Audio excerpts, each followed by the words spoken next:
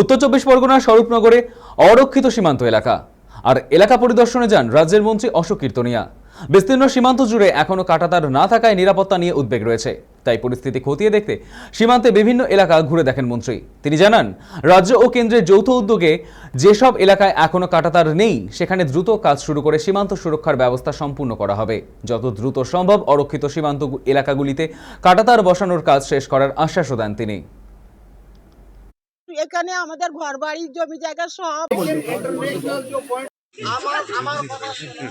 যত দ্রুত সম্ভব আমাদের ফেন্সিং দেওয়ার কাজ শেষ করতে হবে এবং ফেন্সিং দিতে যে কোথাও যেন ইন্টারন্যাশনাল ল ব্রেকিং না হয় বা ভারত ভূমির এক টুকরো জমি যেন ফেন্সিংয়ের বাইরে না যায়, এই মেসেজ দিতে, এই বার্তা দিতে এখানে ইন্টারন্যাশনাল আইন অনুযায়ী 150 ইয়ার্ড যেটা আছে সেটা ছেড়েই এখানে ফেন্সিংয়ের কাজ হবে।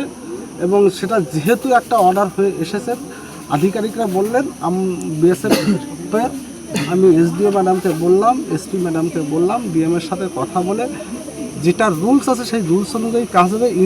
ইন্ডিয়ার ভারত মাতার এক টুকরো সম্পত্তি বৈদেশিক কোনো দেশের আন্ডারে যাবে না।